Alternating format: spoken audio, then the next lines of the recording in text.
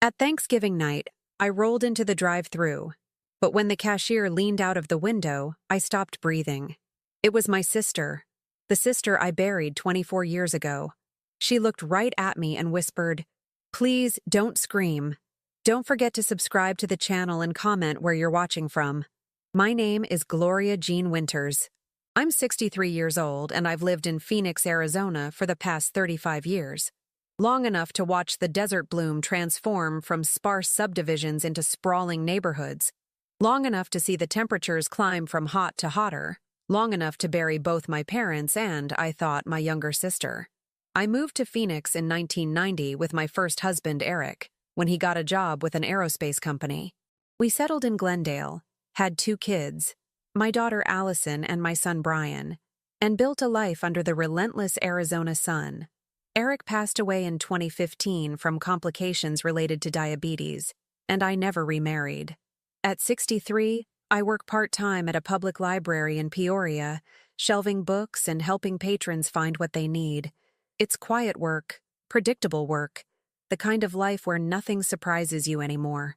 Until Thanksgiving night, 2025. My sister's name is Vivian Rose Winters.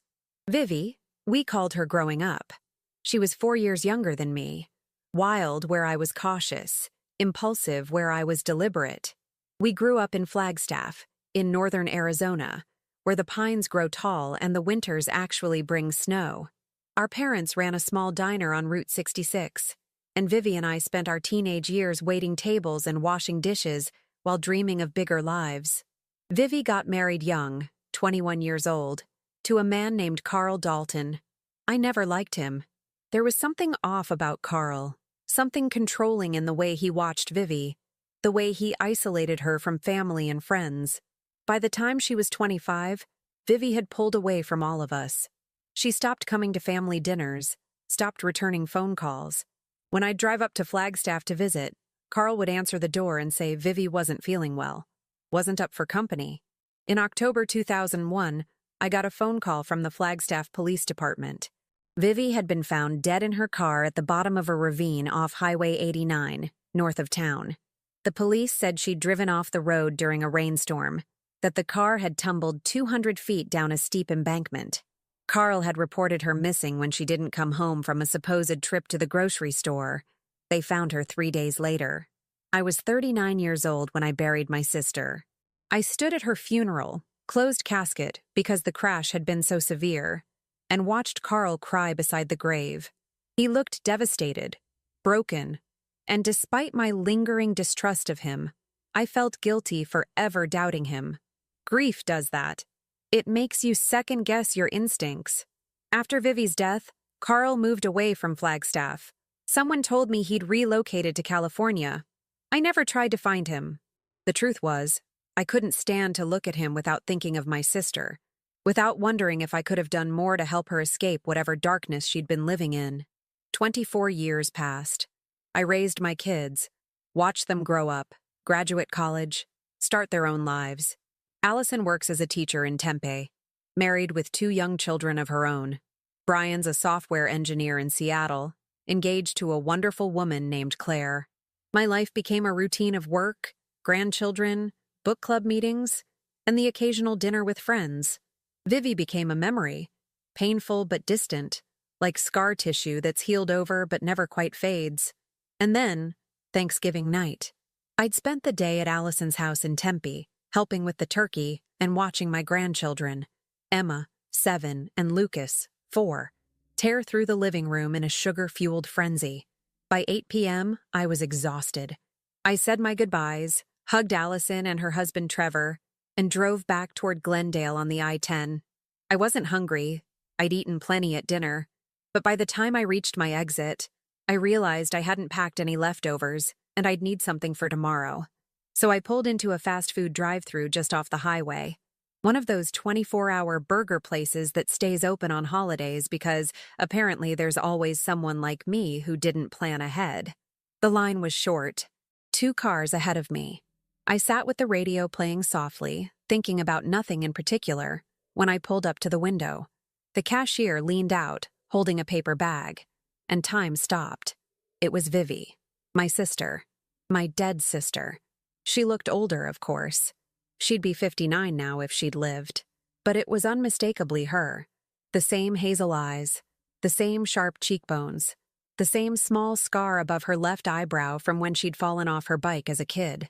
Her hair was shorter now, grayer, pulled back in a ponytail. She wore a fast food uniform with a name tag that said Veronica, but it was Vivi. Our eyes met through the drive-thru window and I saw her freeze. The paper bag trembled in her hands. Her face went pale. "Gloria," she whispered, barely audible over the hum of the kitchen behind her. "Please, don't scream." I couldn't move, couldn't speak. My hands gripped the steering wheel so hard my knuckles went white. My mind was trying to process what I was seeing, but it couldn't. It was like trying to solve an impossible equation. Vivi was dead. I'd been to her funeral. I'd stood beside her grave. "I can explain," she said quickly, her voice shaking. "But not here. Not now. Do you still live on Desert Willow Drive?" I nodded, unable to form words. "I'll come to your house, tomorrow morning, 9 a.m. Please, Gloria, don't tell anyone you saw me. Not yet. Just wait for me." Someone honked behind me. The car in line was impatient. Vivi, Veronica, whatever her name was, thrust the bag of food through the window. I took it on autopilot, my hands moving while my brain was still stuck in shock. She stepped back from the window, and I saw tears streaming down her face. "Tomorrow," she whispered. "I'll explain everything." I drove away in a daze. I don't remember the drive home.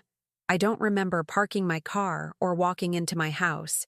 I just remember sitting in my living room in the dark, staring at the bag of food I'd set on the coffee table, trying to convince myself I hadn't lost my mind. Vivi was dead. I'd mourned her for 24 years, but I'd just seen her, spoken to her. She'd known my name, known where I lived. How? I didn't sleep that night. I sat on my couch, watching the clock tick toward morning, my thoughts spiraling through every possibility. Mistaken identity? No.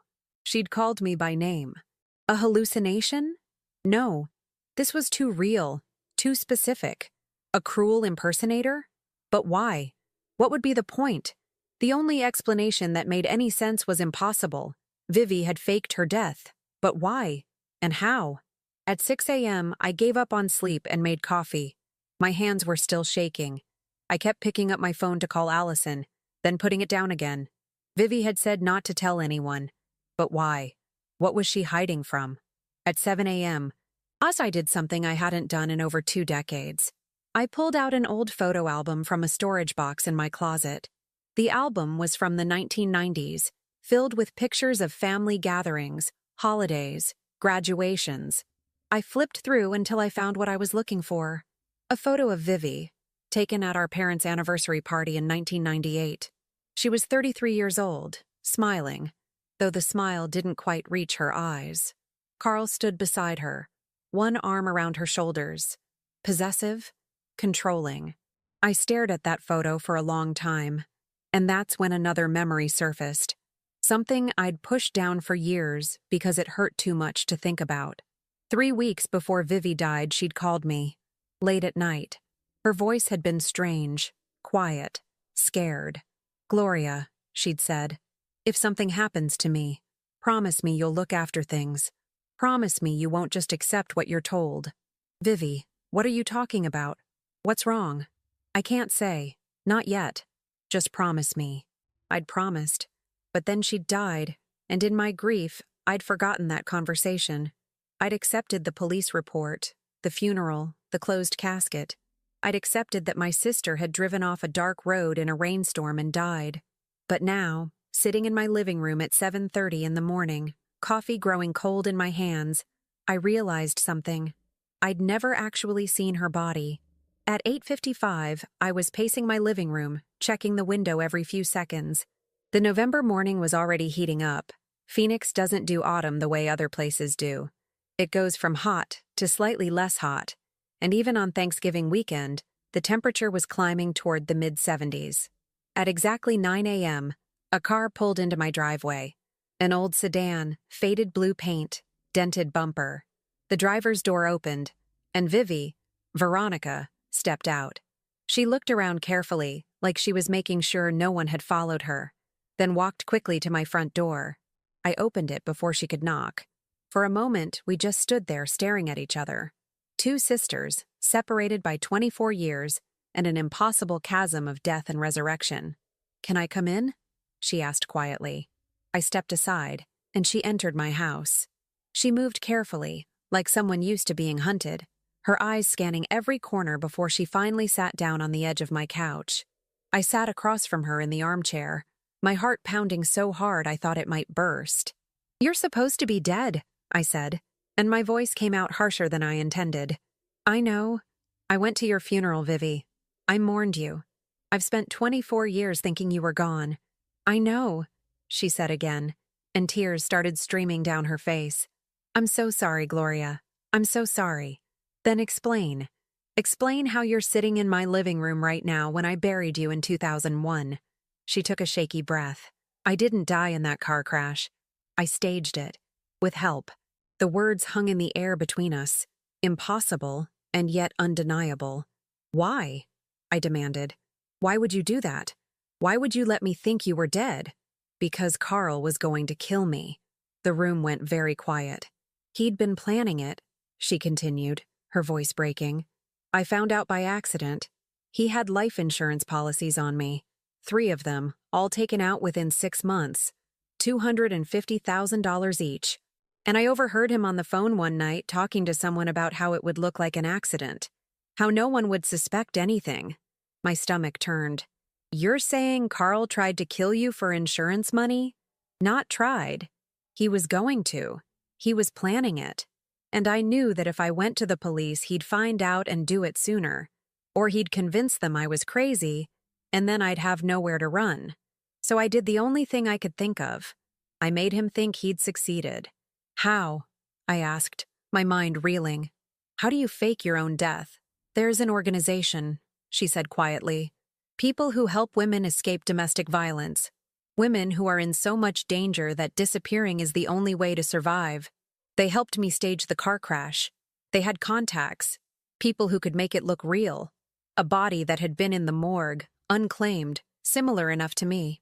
They put it in my car and sent it down that ravine. Made it look like I'd lost control in the rain." I felt sick. "So, Carl collected the insurance money?" "All 3 policies, $750,000. And he walked away free, thinking he'd gotten what he wanted." "And you've been hiding ever since?" She nodded. "For 24 years. New identity, new life. Always moving, always looking over my shoulder. Because if Carl ever found out I was alive, he'd come after me. Not for the insurance money this time. He already got that. But because I'd be a witness. Proof that he committed fraud. Proof that he's a murderer, even if I'm not actually dead." I sat back, trying to process everything she was telling me. My sister. Alive. Hiding for more than 2 decades from a man who'd tried to kill her. "Why now?" I asked. "Why reveal yourself to me after all this time?" Her face crumpled. "Because Carl's back." My blood ran cold. "What do you mean he's back?" "I saw him 3 days ago, at a grocery store in Mesa. He's living here, Gloria. In Phoenix. After all these years of me hiding, of me staying invisible, he's moved to the one place I thought I'd be safe." She looked at me with desperate, terrified eyes. "And if he's here, it's only a matter of time before he sees me, before he figures out I'm alive. Then we go to the police," I said immediately. "We tell them everything. And say what? That I faked my own death 24 years ago and let a man collect $750,000 in fraudulent insurance claims? Gloria, I'm just as guilty as he is in the eyes of the law. I might have been the victim, but I committed fraud. I could go to prison. But you had no choice. That's not how the law works. And even if they believed me, even if they went after Carl, he'd find a way to hurt me. He always did. This is a man who planned my murder in meticulous detail. You think he wouldn't have a backup plan?" I didn't know what to say. My mind was spinning, trying to grasp the magnitude of what she was telling me. "I need your help," Vivi said quietly. "I can't do this alone anymore. I've been alone for 24 years and I'm so tired, Gloria. I'm so tired of running." I looked at my sister. This woman who'd been a ghost for half my life, who'd let me mourn her while she lived in shadows. And I felt anger and grief and relief all tangled together in a knot I couldn't untangle. But beneath it all, I felt something else. The fierce protectiveness I'd felt for her when we were kids, when she was my little sister and I was supposed to keep her safe. I'd failed her once. I'd let her slip into Carl's control, and I'd lost her. I wasn't going to lose her again. "Tell me everything," I said. "From the beginning. Every detail. And then we'll figure out what to do." Vivi nodded, wiping her eyes with the back of her hand. And as she began to speak, unraveling 24 years of secrets and survival, I realized something. This Thanksgiving was just the beginning. Because somewhere in Phoenix, Carl Dalton was living his life, thinking he'd gotten away with murder. And it was time he learned the truth. Vivi sat on my couch for 3 hours, unraveling a story that sounded like something out of a crime novel. She told me how the abuse had started small, Carl controlling what she wore, who she talked to, how she spent money. By the time they'd been married 5 years, she was completely isolated. No friends, no job, no connection to family except the occasional supervised phone call. "He made me believe I was the problem," she said, her voice hollow. "That I was too sensitive, too dramatic. That if I just tried harder to be a good wife, everything would be fine." "Why didn't you leave?" I asked, though I already knew the answer. I'd asked myself that question 1,000 times over the years. Because he told me he'd kill me if I did. And I believed him. She looked at me with haunted eyes. He used to describe exactly how he'd do it. How he'd make it look like an accident. How no one would ever know. It was his favorite way to control me, reminding me that I belonged to him, and the only way I'd ever be free was in a coffin. My hands clenched into fists.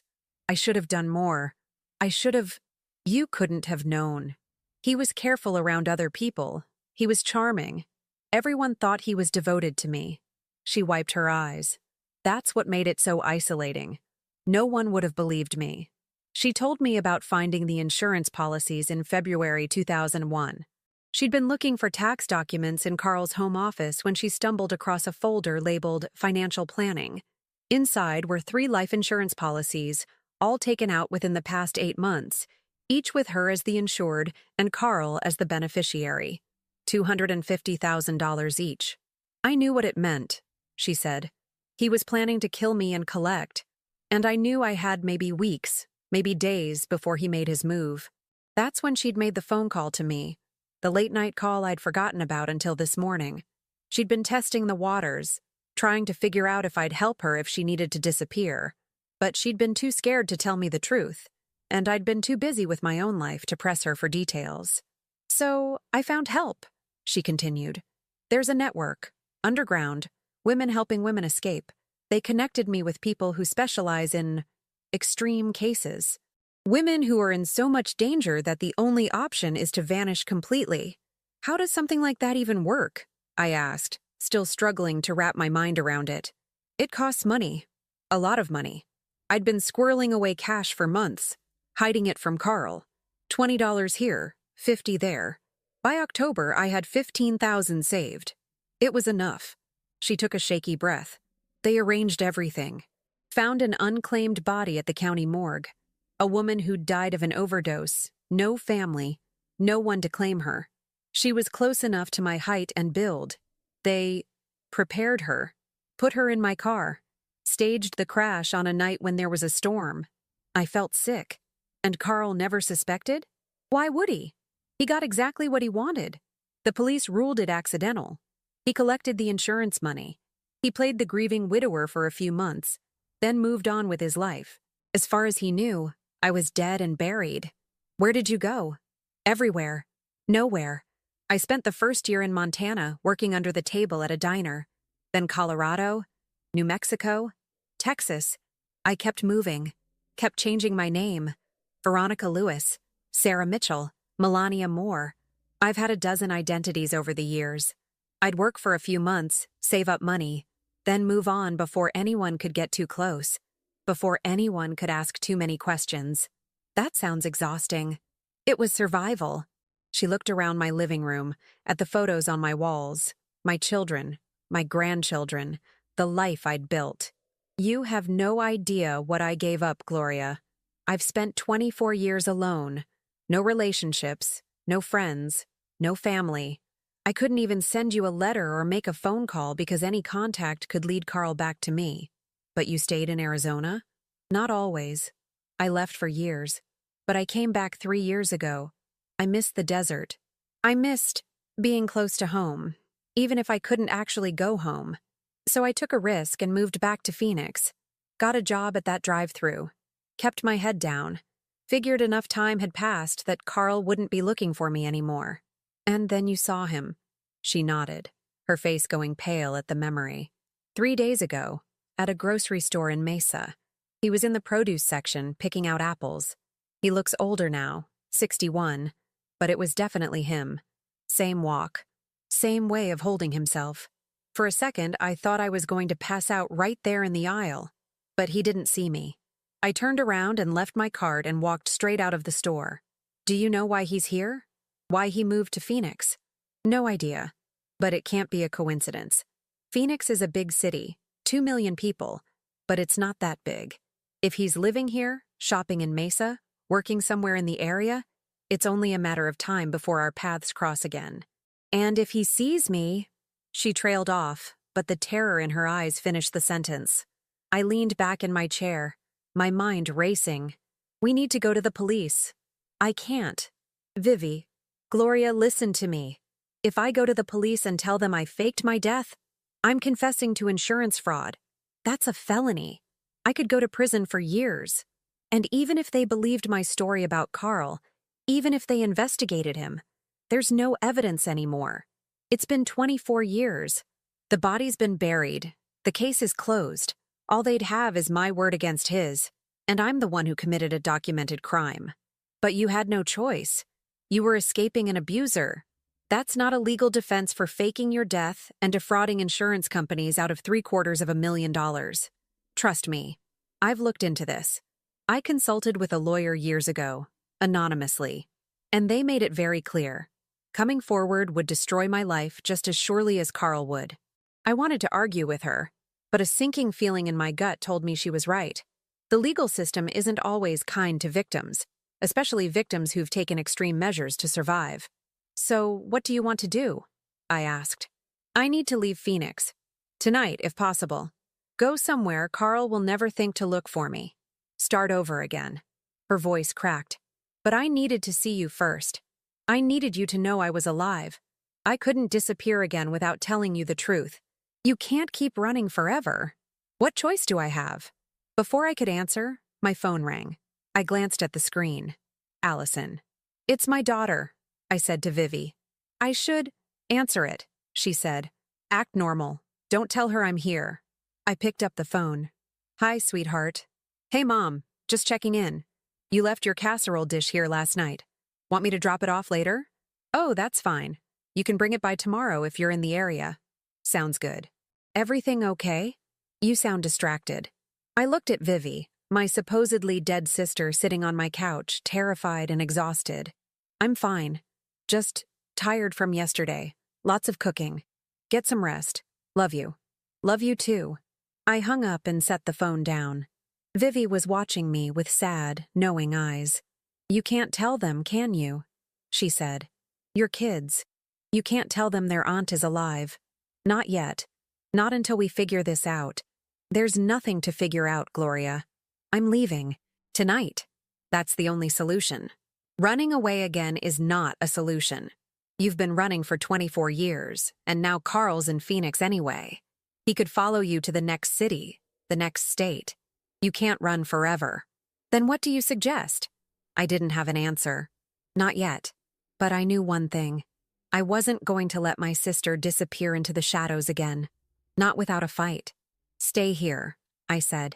At least for a few days. Let me think. Let me figure out if there's another way. Gloria, if Carl sees my car outside your house, then park it in the garage, use the back entrance. No one will know you're here.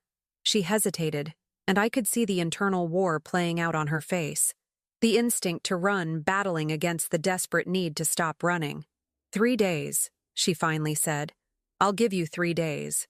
But if we can't figure something out by then, I'm gone. Deal. I showed her to the guest bedroom and gave her some clothes. We were similar sizes, though she was thinner now, worn down by years of stress and survival. She took a shower while I made lunch, and when she emerged, she looked a little more human, less like a ghost. We ate in silence, the weight of everything hanging between us.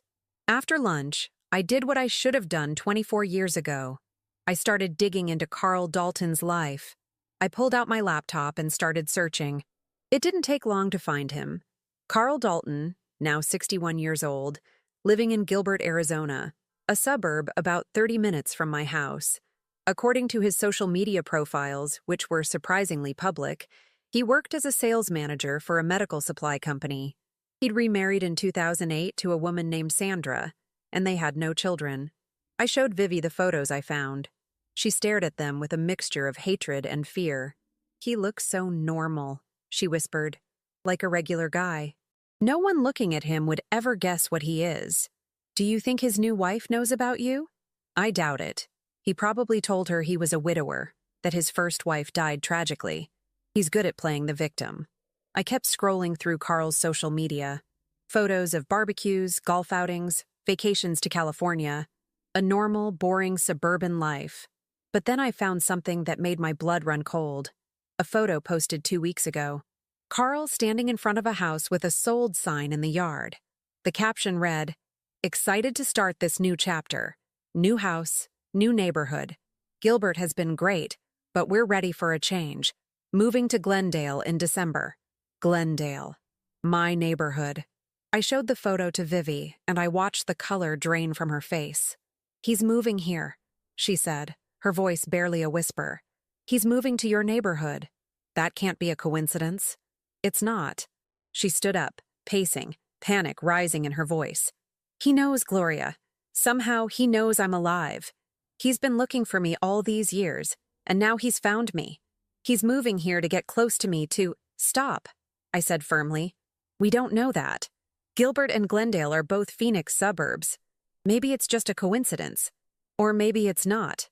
Maybe he's known for years. Maybe he's been watching me, waiting for the right moment." She was spiraling, and I could see the terror taking hold. I grabbed her shoulders gently. "Vivi, listen to me. Even if he knows, even if he's looking for you, we have time. He's not moving until December. That's a month away. We can figure this out." "How?" "I don't know yet, but I'm not letting you face this alone." That night, after Vivi had gone to bed, I sat in my living room with my laptop, searching for answers. I didn't know what I was looking for exactly. A loophole, a solution, a miracle. What I found was a name. Helen Rodriguez. Helen was a victim's advocate based in Phoenix, specializing in domestic violence cases. Her website talked about helping survivors navigate the legal system, about finding paths to justice when traditional routes failed.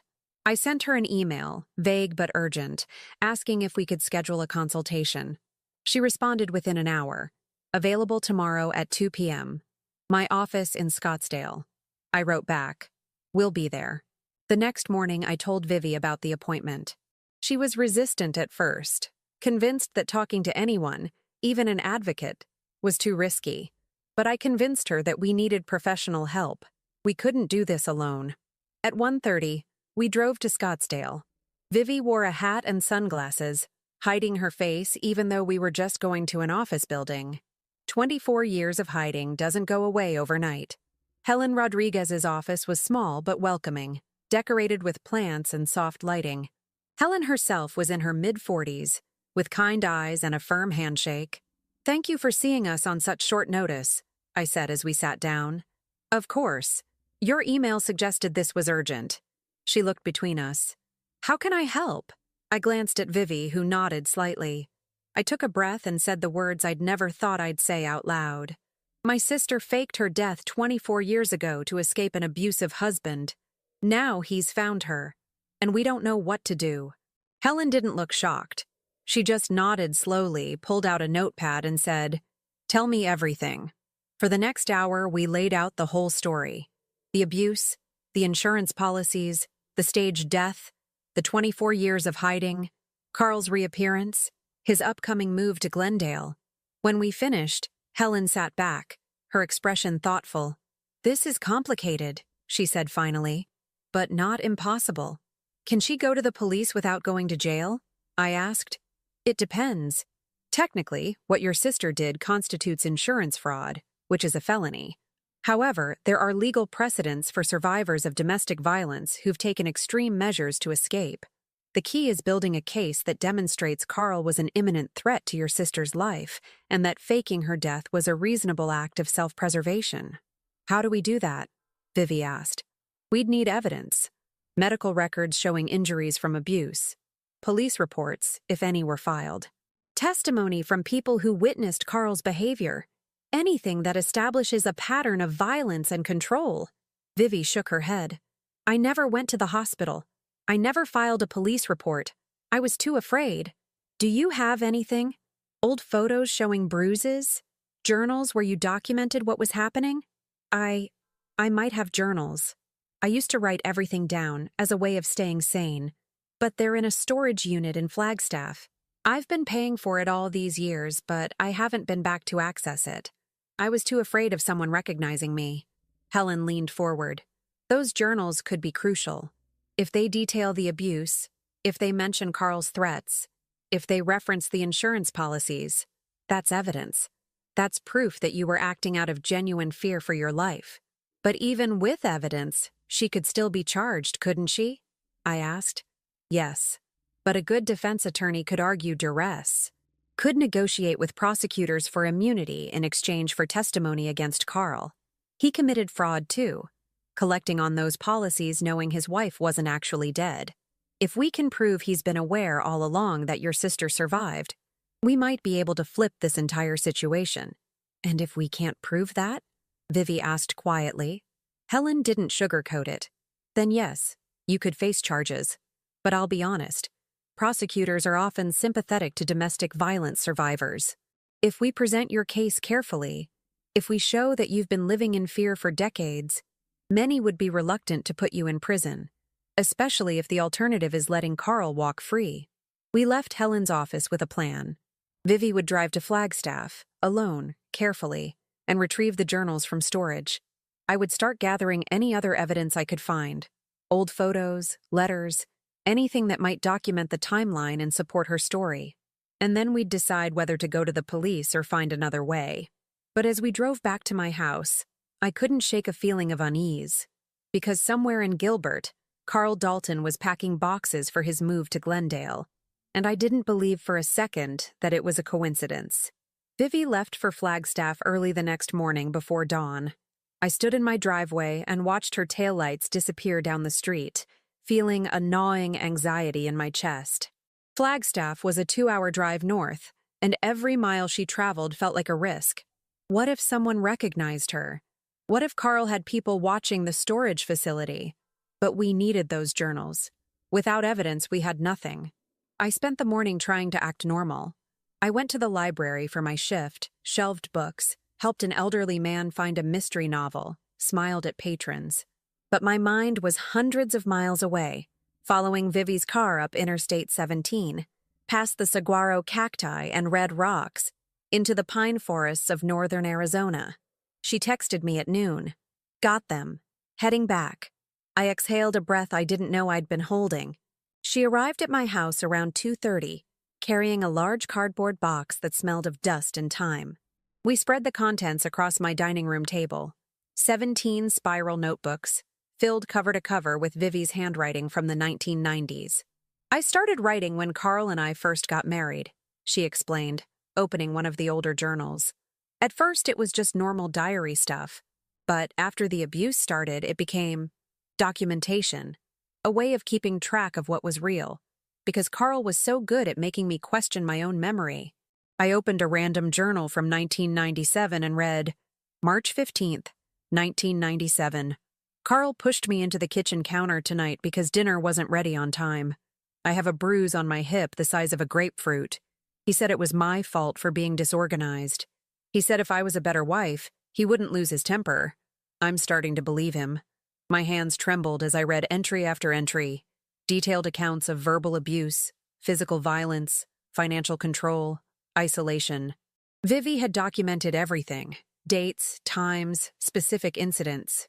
She'd written about Carl's threats to kill her, about overhearing him on the phone discussing accidents, about finding the insurance policies. "This is evidence," I said, my voice thick. "This is real, documented evidence." "But will it be enough?" Vivi asked. "It's just my word, my handwriting.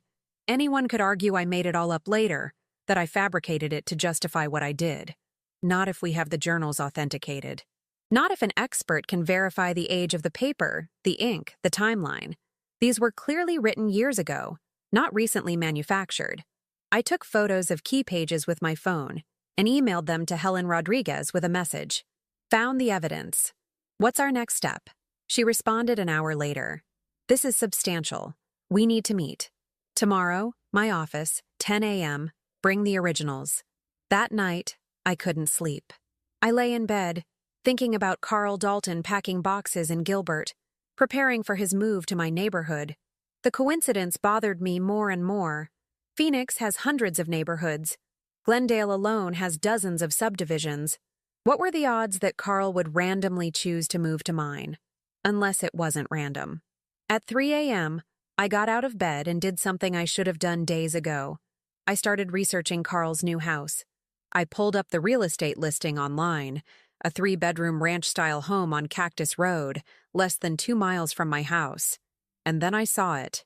The house had been listed by a realtor named Allison Martinez. Allison, the same name as my daughter. I told myself it was just a coincidence. Allison is a common name.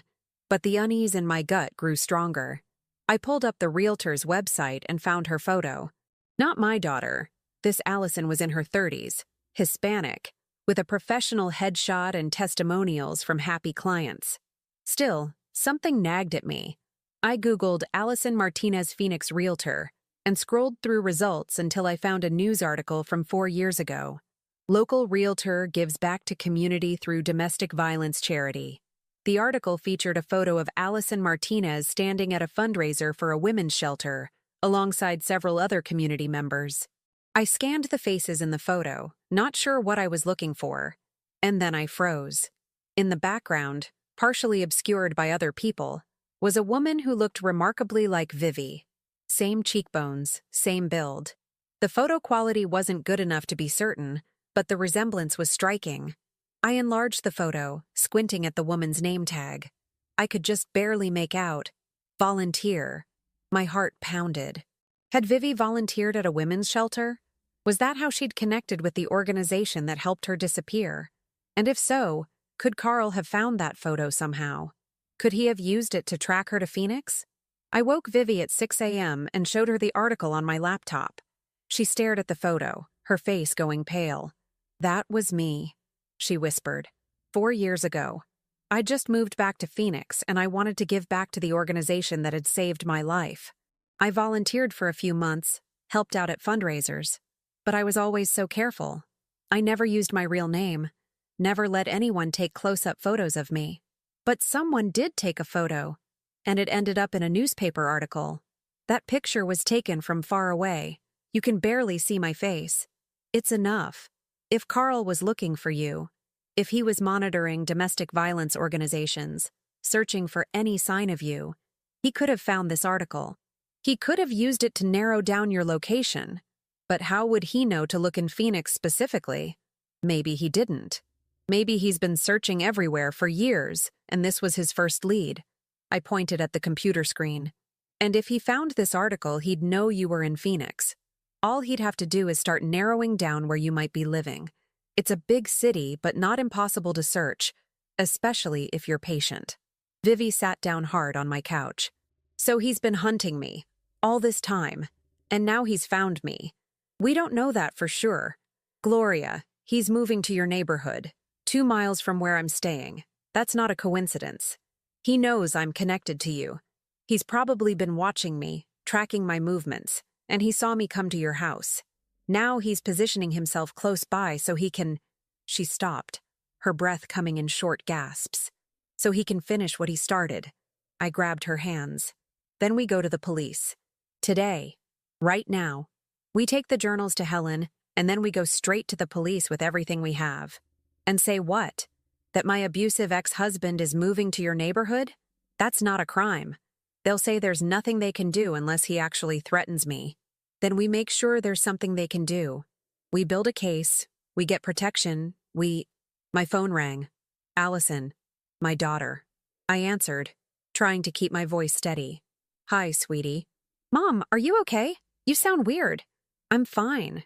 Just tired. Listen, I wanted to ask you something. Trevor and I are thinking about having Christmas at our place this year. Would you be up for hosting Christmas Eve dinner at your house? Nothing fancy, just family. Family. The word made my chest ache. I looked at Vivi, my sister who'd been absent from every family gathering for 24 years. That sounds lovely, I managed to say. We'll work out the details later. Great. Oh, and Mom? Can I come by your house later today? I want to drop off that casserole dish and I'd love to see you. My eyes met Vivi's. She shook her head urgently. No visitors, too risky. Actually, today's not great, I said. I have some errands to run. How about tomorrow? Sure. Love you. Love you too. I hung up and looked at Vivi. We can't keep hiding you here forever. Sooner or later, my kids are going to show up unannounced. We need to move faster. We met Helen Rodriguez at her office at 10 a.m. She spent an hour going through the journals, taking notes, occasionally stopping to read particularly damning entries out loud. This is powerful, she said finally. These journals establish a clear pattern of abuse, document Carl's threats, and reference the insurance policies explicitly. If we can get these authenticated, which I believe we can, this is enough to build a defense for you. And possibly, enough to open an investigation into Carl. Possibly, Vivi asked. The challenge is that the original crime, the staged death, happened 24 years ago. The statute of limitations on insurance fraud in Arizona is 6 years. Technically, the state can't prosecute Carl for collecting on those policies anymore. So he gets away with it, Vivi said bitterly. Not necessarily. If we can prove that Carl knew you were alive, that he's been aware all along and has been actively searching for you, then he's been engaged in ongoing criminal behavior. Stalking, harassment, conspiracy to commit fraud. Those crimes have more recent timelines. How do we prove he's been looking for her? I asked. We'd need evidence, digital footprints, witness testimony, documentation showing he's been monitoring domestic violence organizations or searching for your sister. It's not easy, but it's possible. Helen leaned forward. Here's what I recommend. We approach this strategically. First, we get these journals authenticated by a forensic document examiner. Second, we consult with a criminal defense attorney to negotiate terms if your sister decides to come forward. Third, we compile everything we know about Carl's recent activities and present it to the police as evidence of ongoing stalking. And if the police won't help? Vivi asked. Then we consider a civil restraining order. It's not criminal, but it's a legal tool that puts Carl on notice. We know what he's doing. We're watching him, and if he comes near you, there will be consequences. We left Helen's office with a plan and a referral to a forensic document examiner named Dr. Lawrence Davis, a professor at Arizona State University who specialized in dating historical documents. We met Dr. Davis 2 days later at his office on the ASU campus in Tempe. He was in his early 60s with gentle hands and a methodical way of examining the journals that immediately inspired confidence. These are authentic, he said after an hour of analysis. The paper and ink are consistent with products available in the mid to late 1990s and early 2000s. The handwriting shows natural variation that would be impossible to forge retroactively. The aging of the pages, the yellowing, the way the spine has settled, these are all indicators that these journals are genuinely 20 to 30 years old. Can you put that in writing? I asked. In a report that could be used as evidence? Absolutely. I'll have a formal analysis completed within a week. As we left his office, Vivi seemed lighter somehow. For the first time in days, there was hope in her eyes. We're actually doing this, she said. We're building a case. We're fighting back, I corrected. No more running. But that feeling of hope was short-lived. That evening, as I was making dinner, my doorbell rang. I looked through the peephole and my blood turned to ice. It was a man I didn't recognize, late 30s, wearing a suit, holding a clipboard. "Can I help you?" I called through the door. "Mrs. Winters? My name is Justin Clark. I'm a private investigator. I was hoping I could ask you a few questions about your sister, Vivian Dalton." My heart stopped. I opened the door just a crack, keeping the chain lock in place. "I don't have a sister named Vivian Dalton," I said carefully. "My sister Vivian died 24 years ago. I understand that's what you believe, ma'am, but I've been hired to look into some irregularities surrounding her death. May I come in?" "Who hired you?" He smiled, but it didn't reach his eyes. "I'm not at liberty to say. But I think it would be in everyone's best interest if we could have a conversation. There may be insurance fraud involved, and if you have any information that could help resolve this matter, I'd greatly appreciate it." Behind me, I heard a soft creak. Vivi had heard the conversation and was hiding in the back bedroom.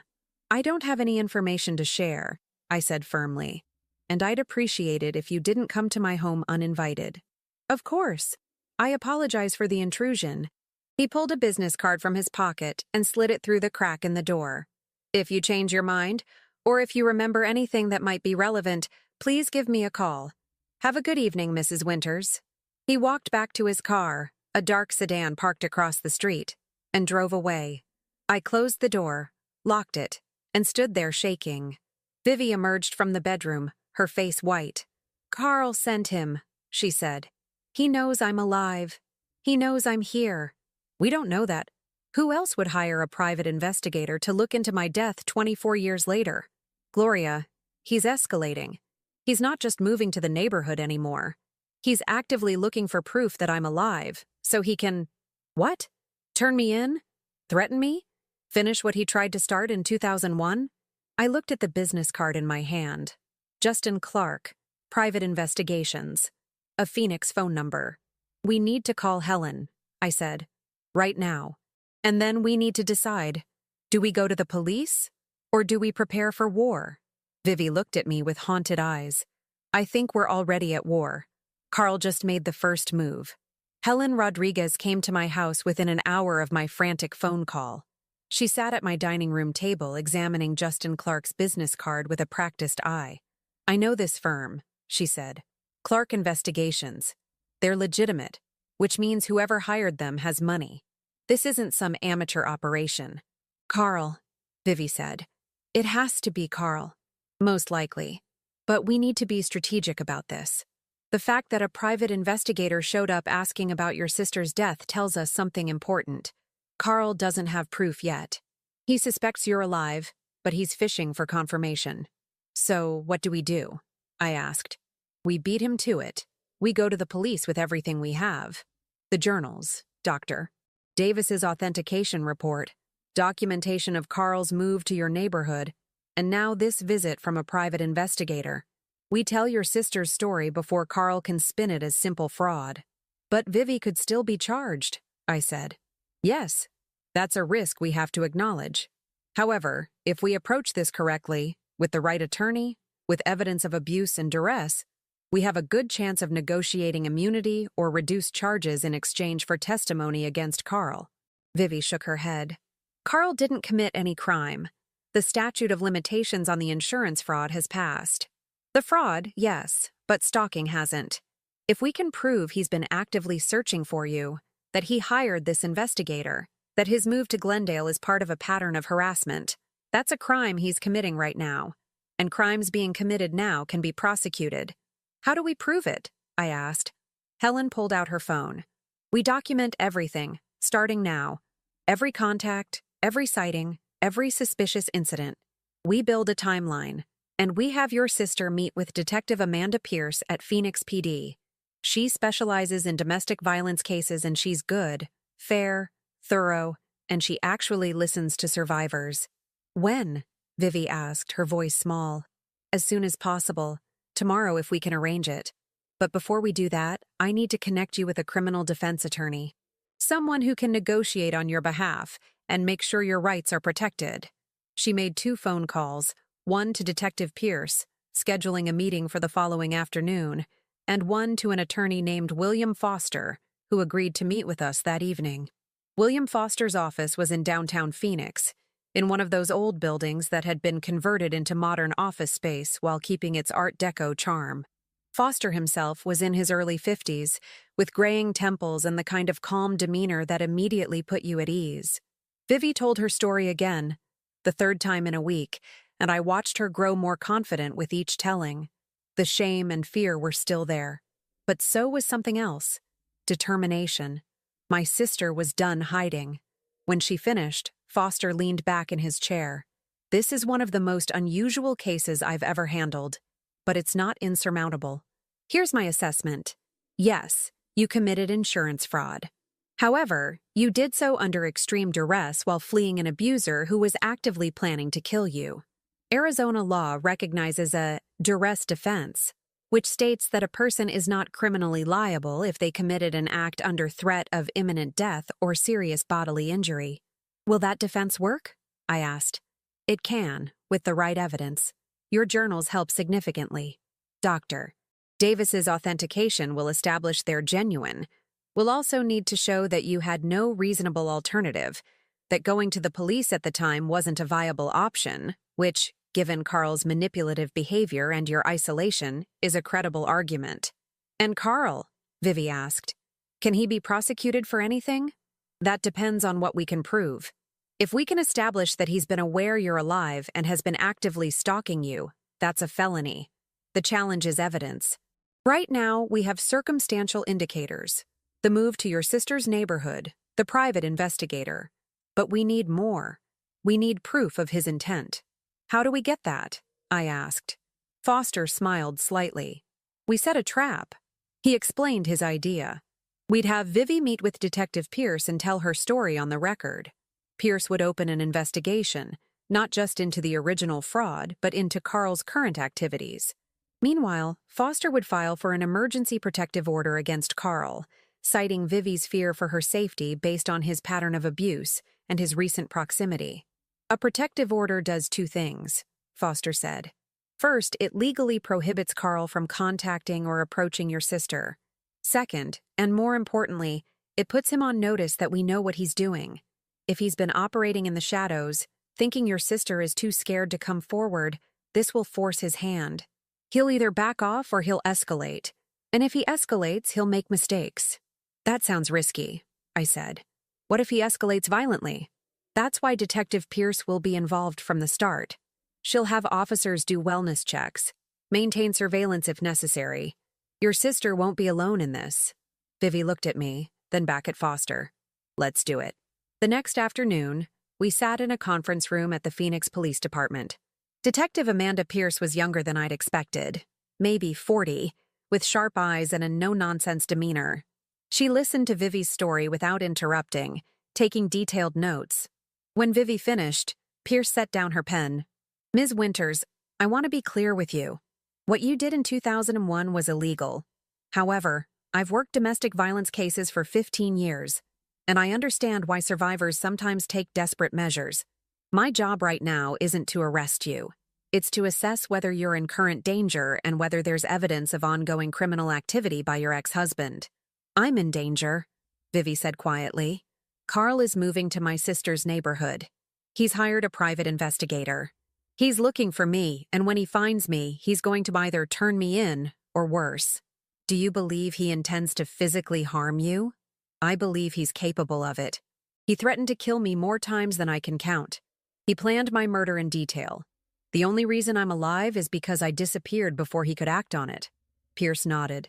I'm going to open an investigation. Not into the 2001 incident. That's complicated and will require coordination with prosecutors. But into Carl Dalton's current activities. Stalking, harassment, conspiracy to commit fraud if he's been aware all along that you're alive.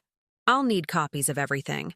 The journals, the authentication report, any documentation of his move and the private investigator's visit. We have all of that, Foster said, sliding a thick folder across the table.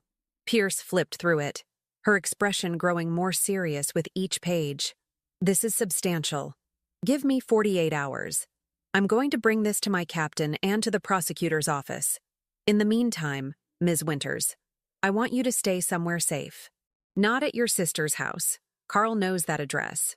Do you have anywhere else you can go? Vivi shook her head. I can arrange a hotel room through victim services, Pierce said. Paid for by the department. It'll be registered under a false name, no connection to you or your sister. You'll check in today and stay there until we have a clearer picture of the threat level. How long will that take? Could be days, could be a week. But I promise you, we're taking this seriously.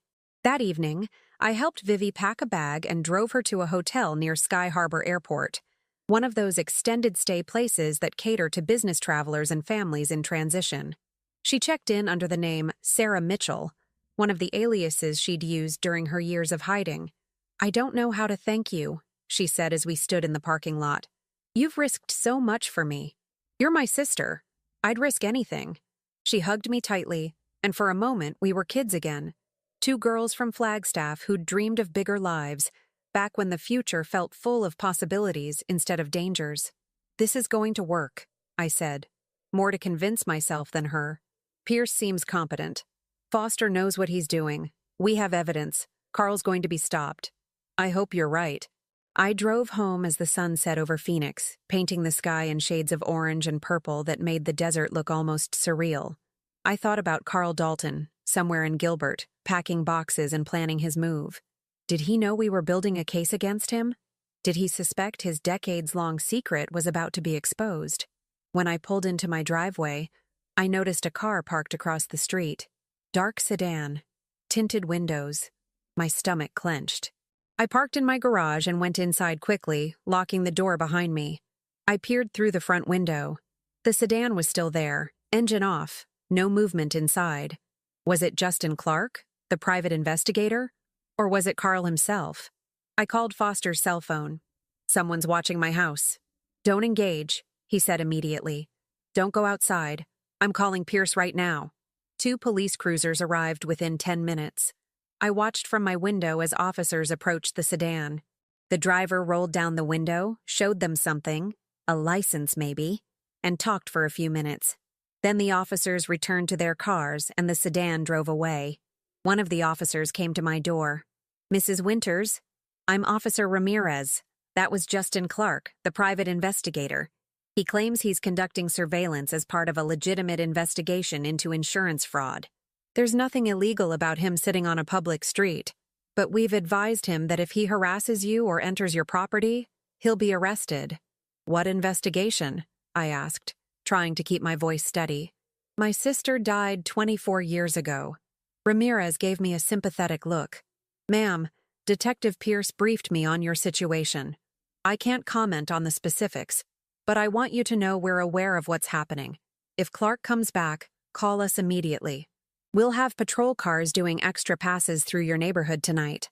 After he left, I sat in my living room with all the lights off, watching the street through the window. Every car that passed made my heart jump. Every shadow seemed suspicious. At midnight, my phone buzzed. A text from an unknown number. You're making a mistake. Carl is not the villain you think he is.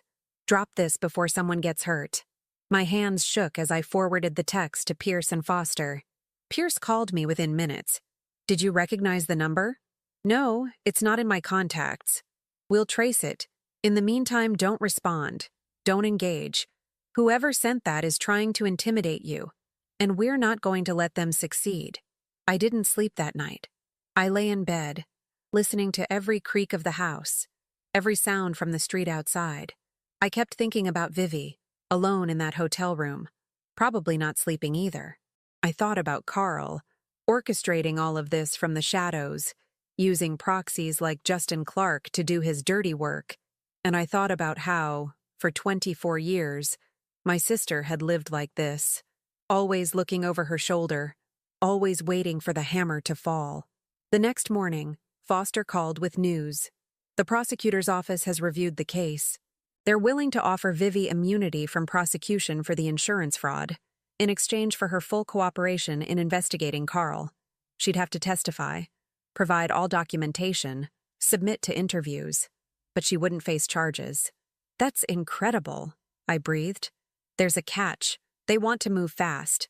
They're concerned that if Carl realizes we're building a case, He'll destroy evidence or flee.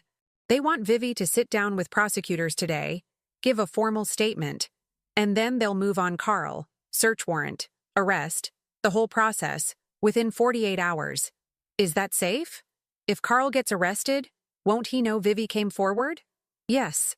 Which is why Pierce is arranging protective custody for your sister.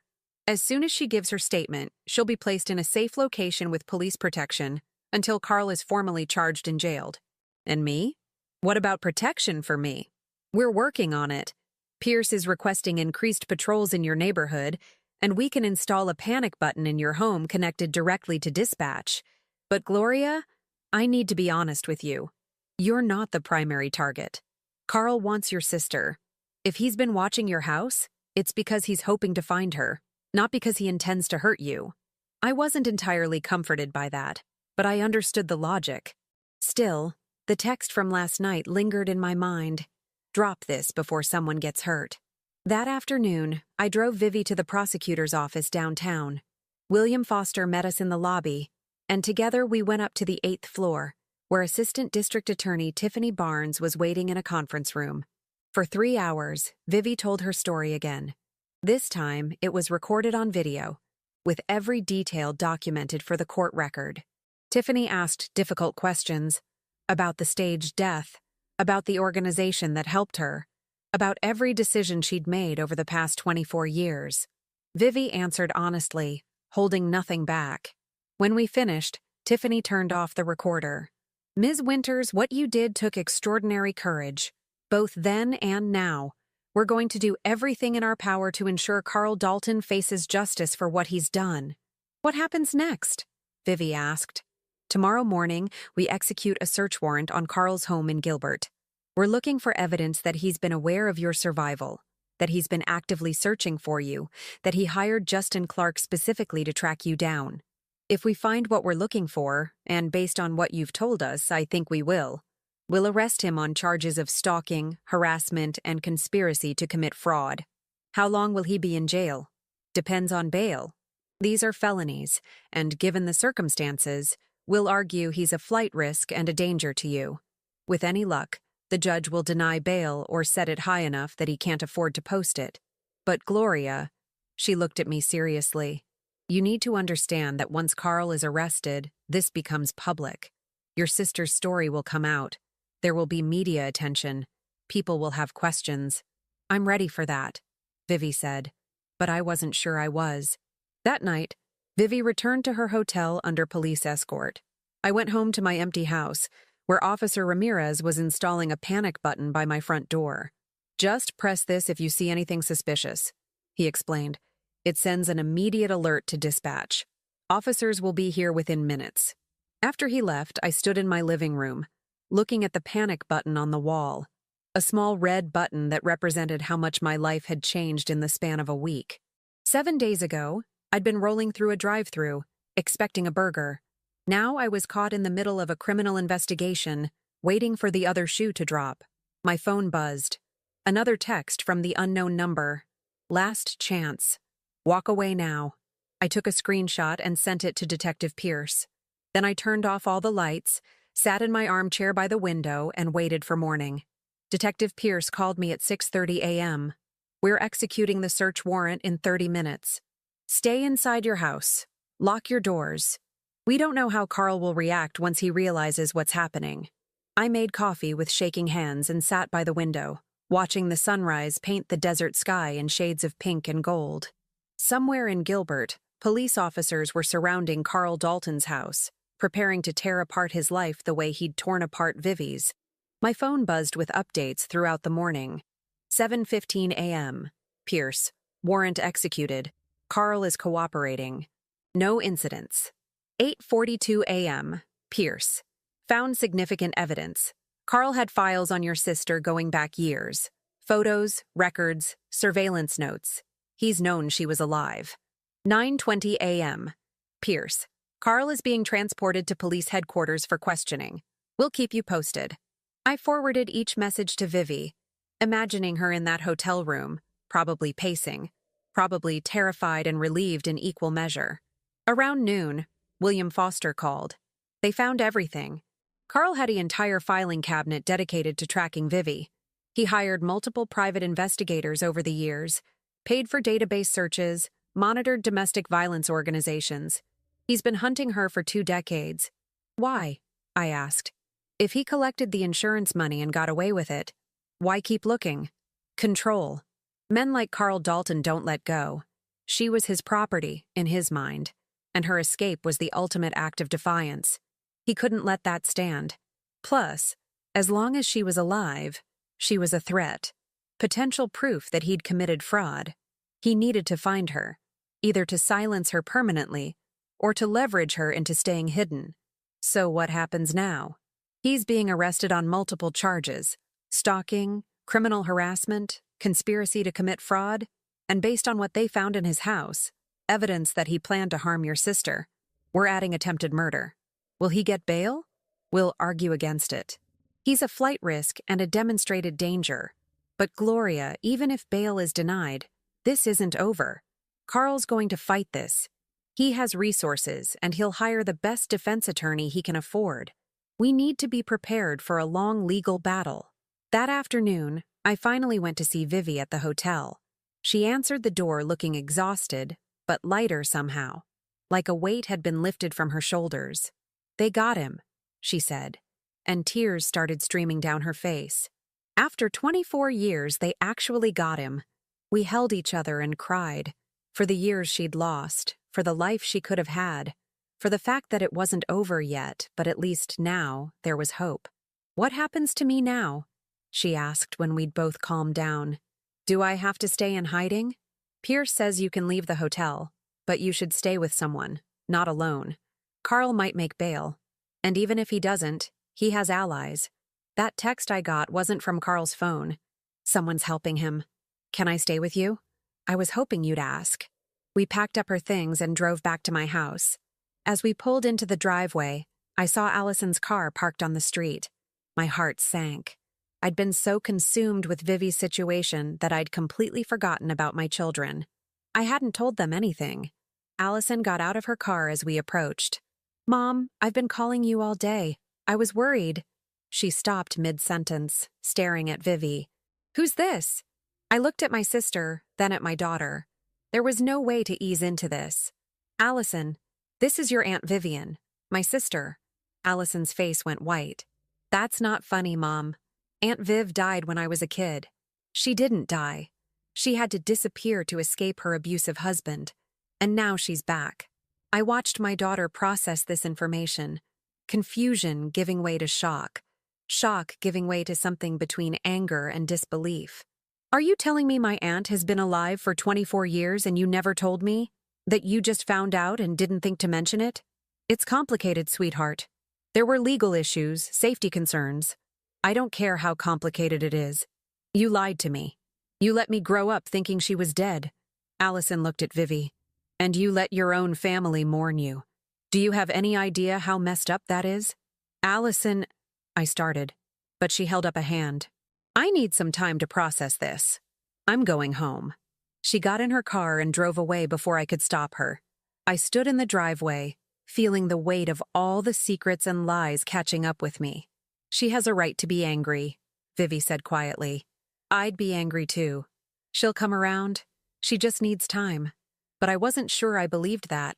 That evening, Brian called from Seattle. Allison had told him everything, and he was equally upset. "Mom, how could you keep this from us? We deserve to know. I wanted to protect you, and I wanted to protect Vivi. Her situation was dangerous. It's still dangerous, apparently. Allison told me about the arrest, the charges. Mom, you're in the middle of a criminal case involving a man who tried to murder his wife. Have you thought about what that means for you? For Emma and Lucas?" "Of course I've thought about it. That's why we're being careful." Careful would have been calling the police immediately, not hiding a fugitive in your house. She's not a fugitive. She's a survivor. She faked her death and committed insurance fraud. That makes her a fugitive, Mom. And now you're an accessory. The prosecutor gave her immunity, after you'd already been hiding her for a week. What if something had happened to you? What if Carl had shown up at your house? We wouldn't have even known why. He was right, and I knew it. I'd made choices that put me at risk without consulting my children, without considering how they'd feel. In my rush to protect Vivi, I'd forgotten that I had other people who depended on me too. "I'm sorry," I said. "You're right. I should have told you. Both of you. But Brian, Vivi is my sister. She needed help and I wasn't going to turn my back on her." There was a long silence. Then Brian sighed. "I get it, Mom. I do. But this isn't over. And whatever happens next, we need to be involved. Allison and we need to know what's going on. No more secrets. No more secrets." I agreed. After we hung up, I found Vivi sitting in the guest room, staring at her hands. "They hate me," she said. "They don't hate you. They're just processing. It's a lot to take in. Maybe I should leave. Go back to hiding. I've already ruined your relationship with your kids." "Stop. You haven't ruined anything. My kids will come around and in the meantime you're staying here. We're family. That's what families do." But the damage had been done. Over the next few days, Allison refused to take my calls. Brian was polite but distant. My grandchildren asked why Grandma seemed sad, and I had to deflect with vague answers about grown-up problems. Meanwhile, Carl's arraignment was scheduled. Foster kept me updated. Carl had pleaded not guilty to all charges. His defense attorney was arguing that he'd had every right to investigate his late wife's death, that there was nothing illegal about hiring private investigators or keeping files. The attempted murder charge, they claimed, was purely speculative. Carl had never made any direct threats.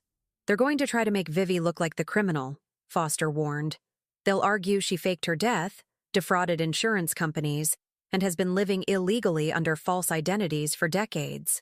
They'll paint Carl as a victim who's been denied closure. But we have the journals. We have Dr. Davis's report. We have evidence of abuse. And they'll argue those journals were fabricated or exaggerated, that Vivi was unstable, that Carl was a concerned husband dealing with a mentally ill wife." Foster leaned forward. "Gloria, I need you to understand. This is going to get ugly. Carl's attorney is going to tear apart your sister's character, her choices, her credibility. We'll fight back, but it won't be pleasant." The preliminary hearing was held on a Tuesday morning in December. I sat in the courtroom with Vivi, Foster on one side, and Detective Pierce on the other. Carl sat at the defense table, wearing a suit, looking like a respectable businessman. He didn't look at us once. The prosecutor presented the evidence. The files found in Carl's home, showing years of surveillance. The emails between Carl and Justin Clark, explicitly discussing tracking Vivi to Phoenix. The insurance policies and Carl's knowledge that Vivi was alive when he collected them. Carl's attorney countered with an argument that made my blood boil. Carl had suspected insurance fraud and was merely conducting a private investigation. He'd had a right to investigate his wife's suspicious death. Nothing he'd done was criminal. It was the act of a man seeking truth. "Your Honor," the defense attorney said, "my client lost his wife in a tragic accident 24 years ago. Only recently did he discover evidence suggesting that accident may have been staged. He hired investigators to look into it, which is entirely legal. The fact that Ms. Winters has now come forward and admitted to faking her death only proves my client's suspicions were correct." The judge, a stern woman in her 60s, named Judge Patricia Wallace, listened without expression. When both sides finished their arguments, she leaned back in her chair. "I'm going to allow this case to proceed to trial. There is sufficient evidence to suggest that Mr. Dalton's actions may have crossed the line from legal investigation into criminal stalking and harassment. However, I'm setting bail at $200,000. Mr. Dalton has no prior criminal record and roots in the community. He'll be fitted with an ankle monitor and prohibited from coming within 500 feet of Ms. Winters, or Mrs. Gloria Winters." My heart sank. $200,000. Carl could afford that. He'd have the money from the insurance policies, investments from 24 years of living freely while Vivi hid. Sure enough, Carl posted bail that same afternoon. He was free. That night, I triple-checked every lock in my house. I kept my phone beside me. I tested the panic button twice to make sure it worked. Vivi barely slept. I heard her pacing in the guest room past midnight. When I checked on her, she was sitting by the window, staring out at the street. "He's out there," she said. I can feel it. He's out there and he's planning something. He can't come near us. He's wearing an ankle monitor. The police are watching. The police didn't stop him for 24 years. An ankle monitor isn't going to stop him now. I wanted to argue, but I couldn't. Because deep down, I felt it too. Carl Dalton hadn't spent decades hunting my sister just to give up now that he'd finally found her. 2 days later, on a Thursday morning, I got a call from Detective Pierce. Her voice was tight. Carl's ankle monitor was tampered with. It went offline around 3 a.m. We sent officers to his house in Gilbert. He's gone. His wife Sandra says he left last night and she hasn't heard from him since. My blood turned to ice. Where is he? We don't know. But Gloria, you and Vivi need to leave your house. Right now. We're issuing an APB, but until we locate him, you're not safe there. Where should we go? I'm sending officers to escort you to a secure location. Pack a bag. 15 minutes. I ran to the guest room. Vivi, we have to go. Carl's missing. Pierce is sending police. The window shattered. Glass exploded across the room. Something heavy hit the floor. A brick wrapped in paper. Vivi screamed. I grabbed her, pulling her away from the window just as I heard a car engine roar to life outside. I ran to the front window in time to see a dark sedan speeding away down the street. My hands shook as I picked up the brick. The paper wrapped around it had a message written in block letters. You took everything from me. Now I take everything from you. I hit the panic button. Police officers arrived within 3 minutes. They secured the house, collected the brick as evidence, and took statements from both of us while we packed bags with shaking hands. Within an hour, Vivi and I were in an unmarked police car, being driven to an undisclosed location. We ended up in a small safe house in Surprise, a suburb northwest of Phoenix. It was a nondescript ranch-style home in a quiet neighborhood, staffed by 2 police officers who worked in rotating shifts. Detective Pierce met us there, her expression grim. Carl's car was found abandoned near South Mountain Park, she said. He's on foot or has access to another vehicle. We've got every officer in the department looking for him, but Phoenix is a big city. It could take time. How did he get to my house? I asked. He's wearing an ankle monitor. Or was. Isn't someone supposed to be watching that? He tampered with it around 3 a.m. By the time the monitoring company notified us and we dispatched officers, he had a head start. We're trying to piece together his movements, but right now, he's in the wind. What about his wife? Vivi asked. Sandra. Is she helping him? We've questioned her extensively. She claims she has no knowledge of his plans and no idea where he might be. We can't hold her without evidence of complicity. So we just sit here and wait? I said, frustration rising in my voice. While Carl is out there planning who knows what. We're doing everything we can, Gloria, I promise you. But yes, for now, you stay here where you're safe. No contact with family or friends. No social media. No phone calls except to my direct line. The first 2 days in the safe house were excruciating. Vivi barely ate. I couldn't sleep. We watched the local news obsessively, hoping for some update about Carl's capture. The media had picked up the story. Local man wanted in connection with wife's staged death 24 years ago. And it was everywhere. My phone buzzed constantly with messages from people I hadn't spoken to in years, asking if I was okay, if it was true that my sister was alive. I ignored all of it. On the 3rd day, Allison called. Pierce had given her special permission to contact me, and hearing her voice nearly broke me. Mom, are you okay? I saw the news. They said Carl threatened you. I'm fine. I'm somewhere safe. I can't tell you where. Mom, I'm sorry for how I reacted. I was upset, and I said things I didn't mean. This is all so much. I know, sweetheart. I'm sorry, too. For not telling you sooner. For putting you through this. But I need you to do something for me. Anything. Keep Emma and Lucas close. Don't let them out of your sight. I don't think Carl would go after them, but I can't take that chance. Trevor already arranged for them to stay home from school. We're being careful. But Mom, how long is this going to go on? I didn't have an answer. On the 4th day, Detective Pierce arrived with news. We found Carl. Or rather, he found us. My stomach dropped. What does that mean? He turned himself in this morning, walked into a police station in Scottsdale and surrendered. He's in custody now, back in jail, and this time there's no bail. He violated the terms of his release, destroyed monitoring equipment, and made direct threats. He's not getting out.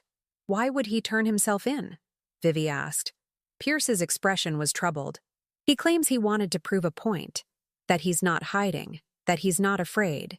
His attorney is already spinning this as a man driven to desperation by false accusations.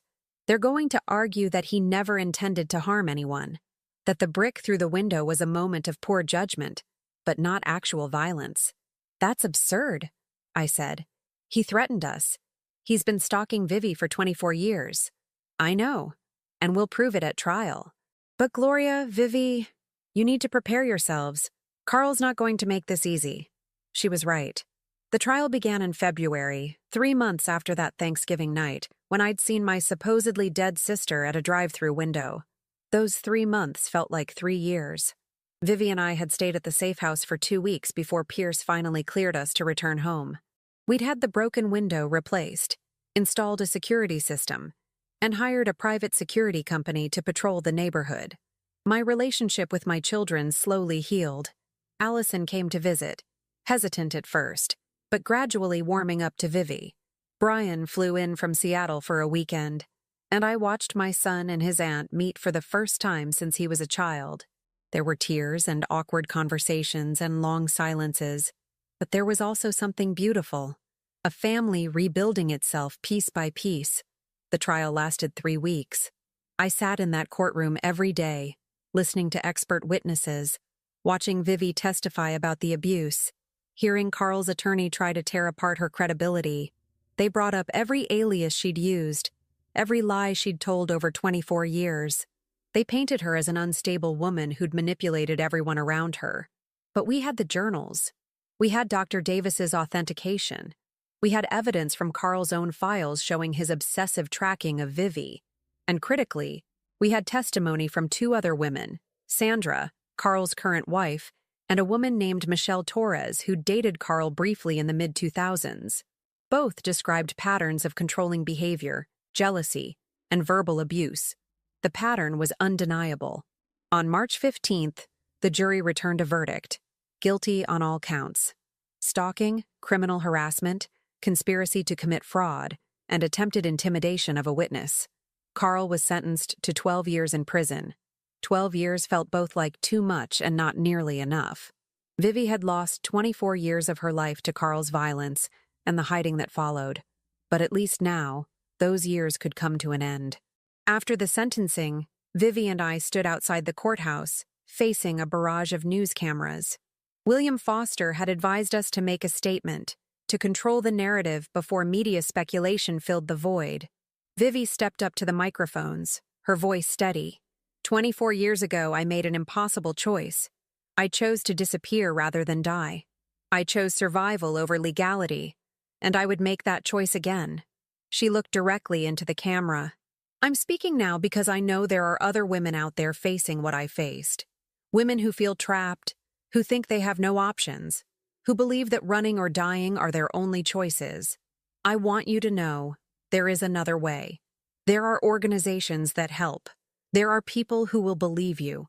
And there is life on the other side of escape. She paused, and I squeezed her hand. My sister Gloria saved my life twice. Once when she helped me 24 years ago by staying silent, and again when she refused to let me disappear. This verdict isn't just about me and Carl. It's about every survivor who's been told they're not worthy of protection, not worthy of justice. We are worthy, and we will fight for as long as it takes. The press conference ended, but the story didn't. Over the following weeks, Vivi became a spokesperson for domestic violence survivors. She gave interviews, spoke at shelters, shared her story with anyone who would listen. The organization that had helped her disappear in 2001 reached out, and together they started a program to help other women in extreme danger. As for me, I returned to my quiet life at the library. But it wasn't quite so quiet anymore. I had my sister back. I had my family, complicated and messy as it was, and I had learned something valuable about myself. I was stronger than I'd ever known. 6 months after the trial, on a warm September morning, Vivi and I drove north to Flagstaff. We visited our parents' graves, something Vivi hadn't been able to do for 24 years. We stood beside the headstones, holding hands, and Vivi whispered apologies for all the years she'd been gone. Then we drove to the cemetery where her own grave was. The headstone read, Vivian Rose Dalton, 1966-2001, beloved daughter and sister. We should probably get this removed, Vivi said, staring at her own memorial. Or leave it, I suggested. As a reminder, that woman, Vivian Dalton, the woman Carl tried to control and kill, she really did die in 2001. The woman standing here now is someone different. Someone who survived. Vivi smiled, tears on her cheeks. I like that. We left flowers on the grave anyway. A small memorial to the life that could have been, and a celebration of the life that was. On the drive back to Phoenix, Vivi asked me something she'd been holding back for months. Do you ever regret it? Helping me? All the trouble it brought into your life? I didn't hesitate. Not for a second. You almost lost your relationship with your kids. Your house got vandalized. You were threatened. Your quiet life got turned upside down. My quiet life was boring, I said. And my sister was suffering. Yes, it was hard. Yes, there were consequences. But Vivi, you're alive. You're free. Carl's in prison. That's not trouble. That's justice. She reached over and squeezed my hand. Thank you. For everything. You would have done the same for me. I hope I would have been as brave. You were brave. For 24 years you survived. That takes more courage than I'll ever have. We drove the rest of the way in comfortable silence, watching the desert landscape change from pine forests to saguaro cacti, from high elevation to low. Two sisters, reunited after more than 2 decades, finally able to live without fear. That Thanksgiving, 1 year after the night that changed everything, we hosted dinner at my house. Allison and Trevor brought the grandkids. Brian flew in with Claire, his fiancée. William Foster came, along with Detective Pierce and Helen Rodriguez. Even Dr. Davis stopped by for dessert. We sat around my dining room table, passing dishes and sharing stories. And for the first time in 24 years, Vivi was surrounded by family. Real family. People who knew the truth and loved her anyway. As I looked around the table, I felt overwhelming gratitude. Not just for the meal or the company, but for the journey that had brought us here. For the courage Vivi had shown in escaping. For the justice system that had eventually worked. For the people who'd helped us along the way. And for the simple fact that my sister was alive, sitting across from me, laughing at Brian's terrible jokes. After dinner, as people were leaving and I was washing dishes, Allison came up beside me. Mom, I'm glad Aunt Vivi's here.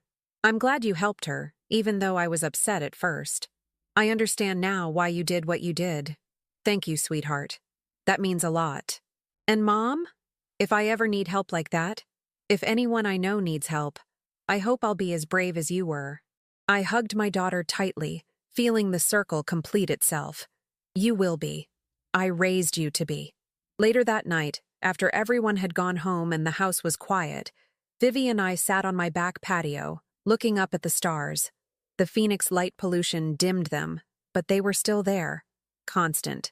Enduring. Do you ever think about what your life would have been like if you hadn't met Carl? I asked. Sometimes. But I can't change the past. I can only move forward. She looked at me. For a long time, I thought survival was enough. Just staying alive, staying hidden. But you taught me something better. Surviving isn't enough. You have to live. And now, finally, I'm living.